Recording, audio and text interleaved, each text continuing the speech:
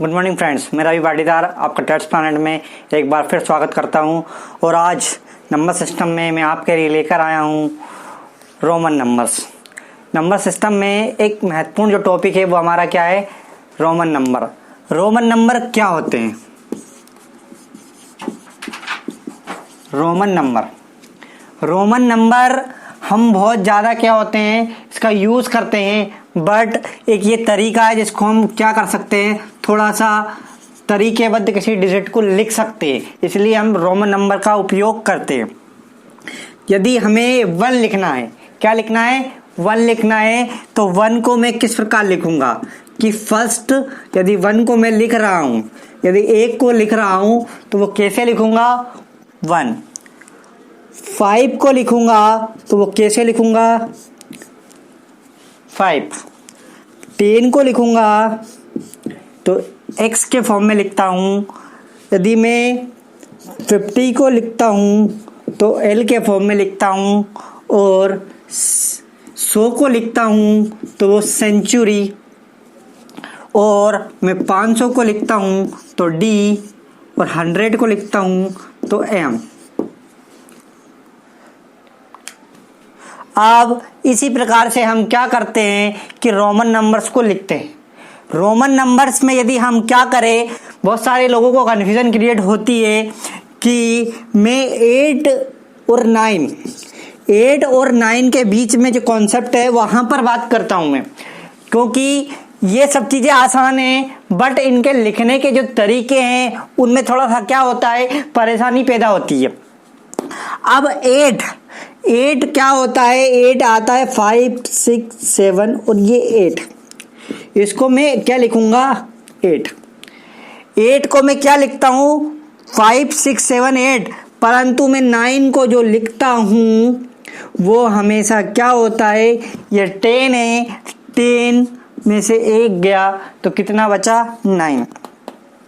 तो मतलब क्या है कि जहां 8 और 9 के मल्टीपल्स होंगे वहां हमें क्या करना है, ध्यान रखना है। वैसे ही ध्यान हमें कहाँ करना है, 4 और 3 के बीच में। 3 और 4 का जो मल्टीपल होगा, मतलब 3 जहां से मतलब 13 हो गया, 14 हो गया, 23 हो गया। जैसे मैं बात करूं 3 को मैं इस प्रकार लिखूंगा,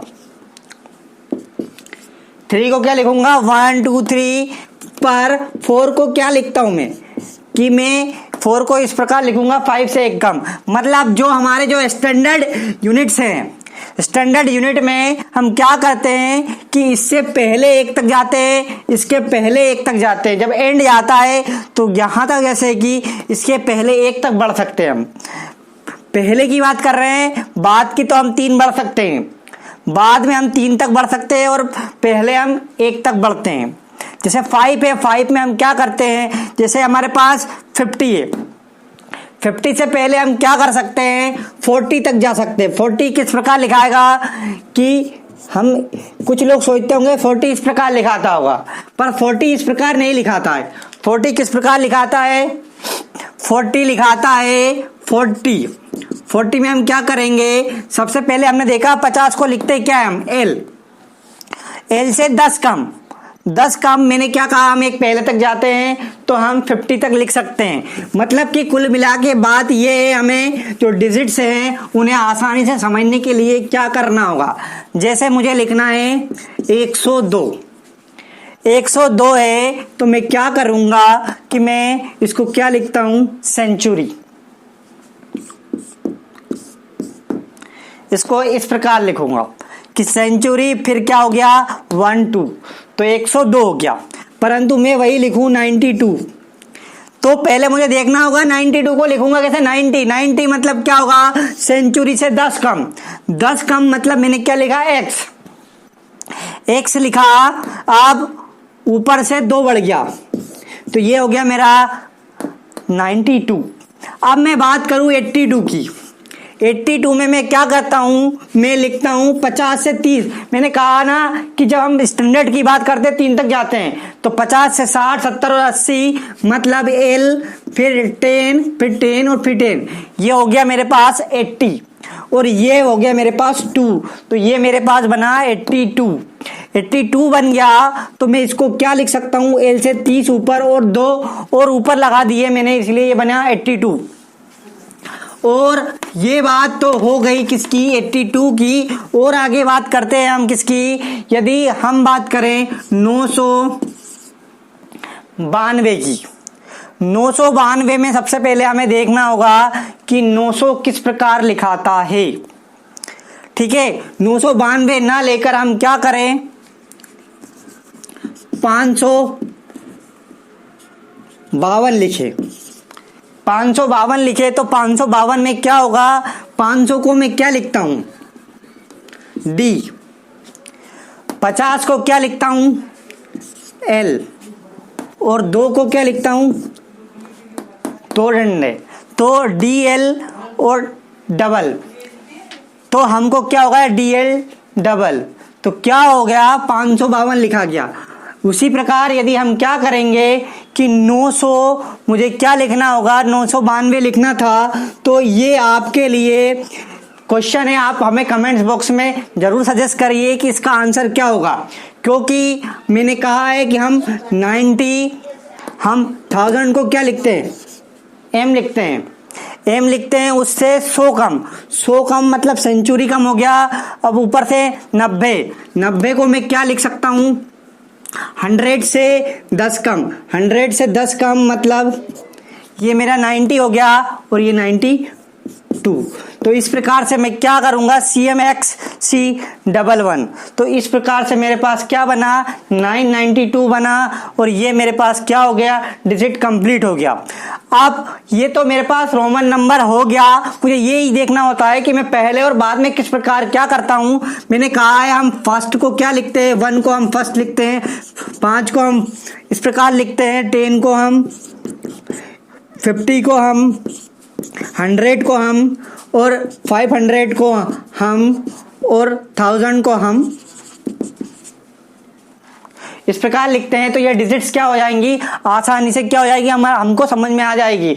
और ये बहुत अच्छा कॉन्सेप्ट है और ये टेस्ट में बहुत ज्यादा पूछा जाता है कि रोमन नंबर में इस प्रकार पूछ लिया जाता है कि 498 क्या है। 498 मतलब क्या कि मेरे पास, मुझे पता है कि 498 किससे कम है, 500 में क्या लिखूंगा, 500 को मैंने लिखा D। अब उससे क्या है, 90 तक जाऊंगा तो 90 मतलब क्या हो गया, कितना कम है, 10 कम है। 98 लेना है मेरे को, तो 98 मतलब क्या हो गया, देखो ये मेरे पास 498, तो 498 में से मुझे कितने कम करने हैं, 100 कम करने हैं। 100 कम करने हैं तो मैं क्या करूंगा, 100 कम कर दिया मतलब मैंने क्या लगा दिया, C पहले लगा दिया। तो CD मतलब क्या हो गया, मेरे पास 400। 98 को मैं कैसे लिखूंगा कि सेंचुरी में से मैंने 10 कम कर दिया तो मेरे पास क्या हो गया, ये बन गया। ठीक है, कितना हो गया कि 98 जो लिखना था, सेंचुरी में से 10 कम करा तो ये 90 हो गया।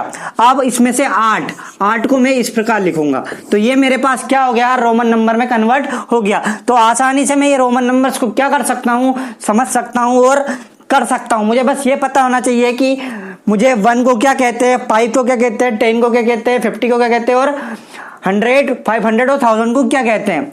अब ये तो बात हो गई हमारे रोमन नंबर्स की। अब रोमन नंबर्स के बाद हम बात करते हैं कुछ संख्या पद्धति की, जिसमें हम देखेंगे कि बड़ी से बड़ी संख्या और छोटी से छोटी संख्या क्या होती है। कि 0, 1, 2, 3, 4, 5, 6, 7, 8, 9 ये हमारे पास डिजिट होती हैं। इन डिजिट से मिलकर ही सारे नंबर्स बने होते। तो देखिए, यदि हमें बोल दिया जाए कि 5 अंकों की बड़ी से बड़ी संख्या क्या होगी, तो बड़ी से बड़ी मतलब हमें सभी सारे नंबर्स बड़े लेने हैं। अब बड़े नंबर्स कौन से हैं मेरे पास, सबसे बड़ा नंबर यहां पर देखिए कौन सा है, 9। तो 5 अंकों की बड़ी से बड़ी संख्या कितनी है, 9, 9, 9, 9, 9। मैंने 5 और संख्या बड़ी लिख दी। अब वो बोलता है कि मुझे 6 अंकों की चाहिए, तो मैं 6 अंक में लिख दूंगा।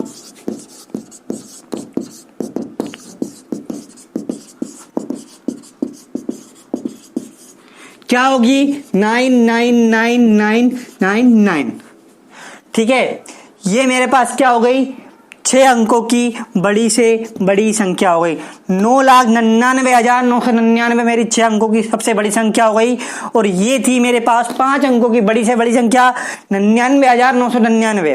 तो मैं क्या करता हूं, जब वो बड़ी से बड़ी की बात करता है तो मैं क्या करूंगा कि 6 अंकों की जो बड़ी से बड़ी संख्या उसमें क्या करूंगा, 9 का प्रयोग करूंगा। अब यदि वो बोलता है कि 7, 8, 6, 5, 0, 4, 5 और 0 से बड़ी संख्या लिखिए। तो बड़ी से बड़ी संख्या में क्या होगा, जो बड़ा डिजिट होगा वो पहले आएगा, उसके बाद क्या होगा, डिसेंडिंग ऑर्डर में आएंगे। जैसे कि मैं बात करूं कि 8 सबसे बड़ी संख्या है यहां पर, तो 8 पहले आएगा, फिर 7, फिर 6, फिर 5, फिर 4 और फिर 0। मतलब जब हम बड़ी से बड़ी संख्या की बात करेंगे तो जो बड़ी संख्या होगी वो पहले लिखेंगे और छोटी संख्या उसके पीछे लिखते जाएंगे। तो ये हो जाएगी हमारे पास बड़ी से बड़ी संख्या के रूप में। और ये तो बात हुई बड़ी से बड़ी संख्या की। अब बात करते हैं हम कुछ छोटी से छोटी संख्याओं की। छोटी से छोटी संख्या क्या होगी, मैं बात करूं कि 5 अंकों की छोटी से छोटी संख्या, मैंने कहा कि 0, 1, 2, 3, 4, 5, 6, 7, 8 और 9 ये हमारे पास डिजिट है। बट मैं ये कहता हूं कि जब छोटी से छोटी संख्या लिखना है तो मैं स्टार्टअप कहां से करता हूं कि सारी संख्याएं छोटी लेता हूं। बट मुझे पता है यदि 0 पहले यूज करते हैं तो उसकी कोई वैल्यू नहीं है। किसी डिजिट के पहले यदि 0 यूज कर रहे हैं तो उस डिजिट की कोई वैल्यू नहीं है। जैसे मैंने लिखा 0, 1, तो 0, 1 में क्या हो गया कि ये जो 0 है इसकी कोई वैल्यू नहीं रही। तो यदि मैं बात करूं कि मेरे पास 2 अंकों की सबसे छोटी संख्या क्या होगी, तो मैंने ये देखा कि जब भी मैं क्या करता हूं, छोटी से छोटी संख्या की बात करूंगा तो पहले किसको यूज करूंगा, 1 को यूज करूंगा, उसके बाद 0 को मैं क्या कर सकता हूं, यूज कर सकता हूं। जैसे उसने बोला मुझसे कि 5 अंकों की छोटी से छोटी संख्या क्या होगी, तो मैंने कहा कि 0 हम पहले नहीं लगाएंगे, 0 की वैल्यू नहीं होती है किसी डिजिट के पहले लगाने से। तो हमने क्या यूज किया, पहले 1। अब हम 4 नंबर्स पर क्या यूज कर सकते हैं, 0 यूज कर सकते हैं। तो 0, 0, 0, 0 मतलब कि जो 5 अंक की जो सबसे छोटी संख्या होगी वो 10,000 होगी। 10,000 इससे पहले क्या होगा, 9,999, वो तो 4 अंक की सबसे बड़ी संख्या है। तो 5 अंक की सबसे बड़ी छोटी संख्या यही है, क्योंकि स्टार्टअप 5 अंक का यहीं से होता है। अब 5 अंक का स्टार्टअप यहीं से होता है, हम पहले क्यों नहीं लगाएंगे। यदि मैंने 5 सभी 0 पहले लगा दी तो ये डिजिट क्या बनेगी, 0, 0, 0, 0 और इसकी कोई संख्या नहीं है, ये क्या है, 0 है। तो इसीलिए मैं जब भी छोटी संख्या की बात करता हूं तो सबसे पहले किसको लिखता हूं, 1 को लिखता हूं।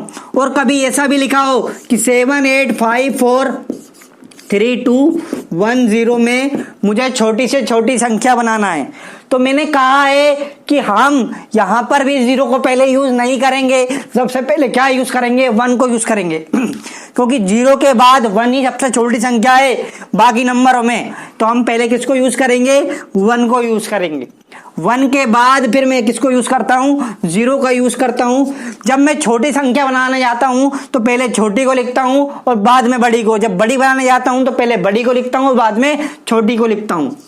तो 2, 3, 5, फिर 7 और ये 8। तो देखिए मैंने क्या बताया आपको कि जब हम छोटी से छोटी संख्या बनाने जाएंगे तो पहले क्या लिखेंगे, 1 को लिखेंगे, उसके बाद 0 का यूज करते हैं। और जब हम बड़ी से बड़ी संख्या बनाने जाते हैं, छोटी से छोटी संख्या बनाने जाते हैं और 1 हमारे पास है, तो हम क्या करेंगे, छोटी संख्या के रूप में पहले 1 का यूज करेंगे, फिर 0 का यूज करेंगे। मतलब कि 0 पहले यूज नहीं करेंगे 1 के पहले।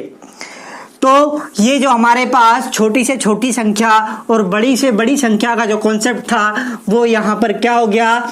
जैसे और क्वेश्चंस क्या होंगे कि 5 अंकों की बड़ी से बड़ी संख्या और छोटी से छोटी संख्या का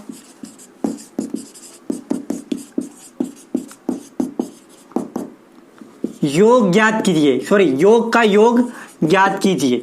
अब 5 अंकों की बड़ी से बड़ी संख्या, 5 अंकों की बड़ी से बड़ी संख्या मैंने बताया कि उसमें हम सबसे ज्यादा यूज किसका करते हैं, 9 का करते हैं। मतलब सबसे बड़ा जो डिजिट है वो क्या है, 9, इसलिए 5 बार किसका यूज किया हमने, 9 का किया।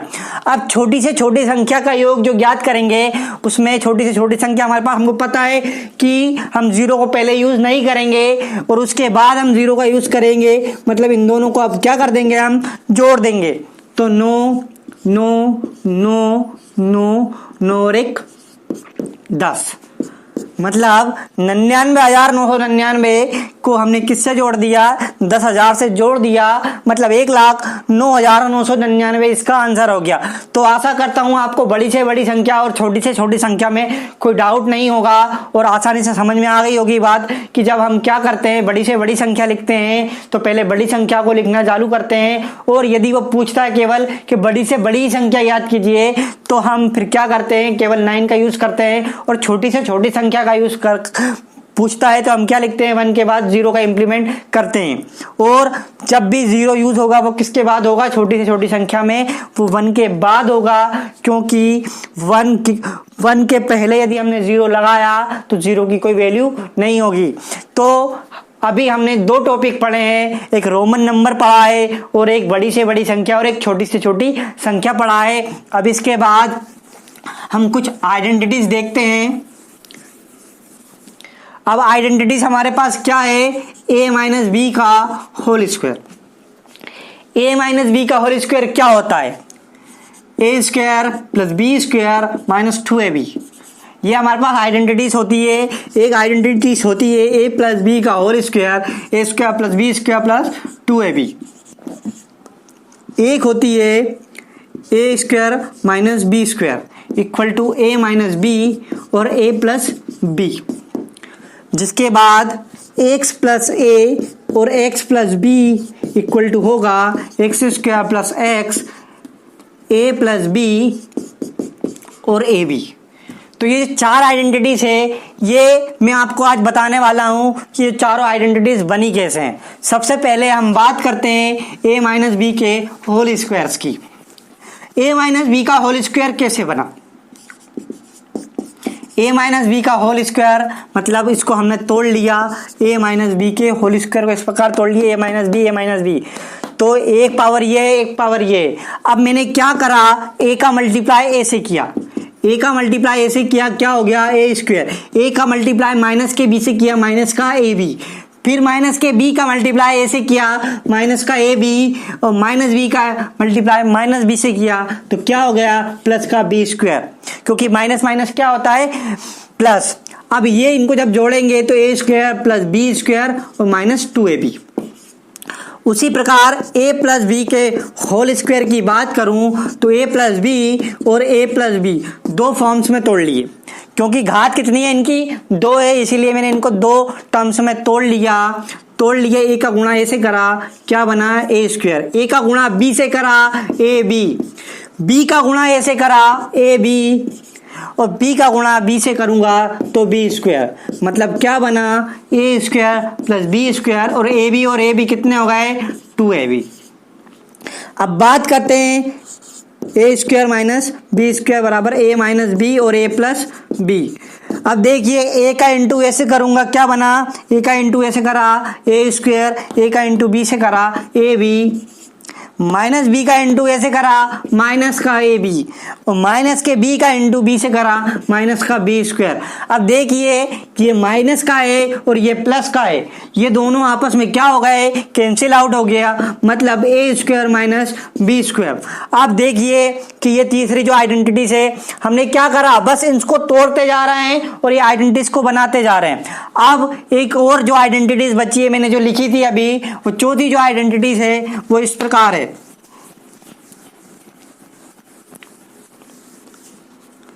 x प्लस ए और x प्लस बी। अब x का इंटू एक्स से करूंगा क्या बनेगा एक्स स्क्वायर, x का इंटू बी से करूंगा एक्स बी, x का इंटू ए से करा एक्स ए, एक्स ए का इंटू बी से करा, ए का इंटू बी से करा ए बी। अब देखिए ये एक्स स्क्वायर, इन दोनों में से कॉमन जो आएगा, कॉमन लेना मतलब इन दोनों में जो कॉमन फैक्टर है वो क्या है, दोनों में एक ही कॉमन फैक्टर दिख रहा है हमको, वो है एक्स। इधर से ए बचा, इधर से बी बचा, तो बी प्लस ए लिखूं या ए प्लस बी लिखूं। अब ये बचा ए बी, तो ये जो हो गई हमारे पास 4 आइडेंटिटीज। अब एक चीज और बची है, A equal to B Q plus R. हमने इसको पहले भी देख चुके हैं संख्या पद्धति में। ये हमारे पास शेषफल, ये हमारे पास भागफल, ये हमारे पास भाजक और ये हमारे पास भाज्य। तो क्या बना, भाज्य इंटू भाज्य बराबर भाजक इंटू भागफल प्लस शेषफल। मतलब किसी भी नंबर को यदि हम डिवाइड कर रहे हैं, जिससे भाग दे रहे हैं उसको, और उसके भागफल का इंटू करेंगे और उसमें शेषफल जोड़ देंगे तो वो नंबर्स के बराबर आ जाएगा। कैसे, 11 को मैंने डिवाइड किया किससे, 2 से, तो 2 का पढ़ा, 11 को डिवाइड करने के लिए पढ़ा, तो 2 पंजे 10, 5 बार गया, शेषफल कितना बचा, 10 हो गया, 11 में से 10 गया, 1 बचा, तो 5 दूनी 10 और 1 11, मतलब 11 बराबर 11, मतलब हम कह सकते हैं A equal to B Q plus R. ठीक है, कि मतलब भाज्य इक्वल टू भाजक इंटू भागफल प्लस शेषफल, ये हमारे पास फॉर्मूला होता है। अब हम जो बात करने जा रहे हैं, एक और जो कॉन्सेप्ट बचता है। अब मैं आशा करता हूं कि आपको इतनी चीजें समझ में आई होगी, बट हम सोच रहे थे कि आज के जो टॉपिक है उसमें हमारा नंबर सिस्टम एंड हो जाएगा, बट अभी एक और वीडियो की दरकार है जिसमें हम क्या कर सकते हैं, नंबर सिस्टम को क्या कर सकते हैं, समापन की ओर ले जा सकते हैं। बस क्योंकि मैं नहीं चाहता हूं कि आपको वो कॉन्सेप्ट सीधा सा समझा दिया जाए और आपको समझ में भी ना आए, तो इसके लिए हम चाहते हैं हम एक वीडियो और बनाएं और आपके लिए वो वीडियो हम कल लेकर आएंगे। और आशा करता हूं कि हमारी जो ये रोमन नंबर, बड़ी से बड़ी संख्याएं, छोटी से छोटी संख्याएं और आइडेंटिटीज आपको समझ में आई होगी। यदि आपको हमारे चैनल से कुछ प्राप्त हो रहा है तो हमारा मोटिवेशन करते रहिए, हमें प्रमोट करिए, हमें लाइक करिए, शेयर करिए, सब्सक्राइब करिए और कमेंट बॉक्स में हमें सजेस्ट करिए कि हमें और क्या इम्प्रूवमेंट करना चाहिए। Thank you.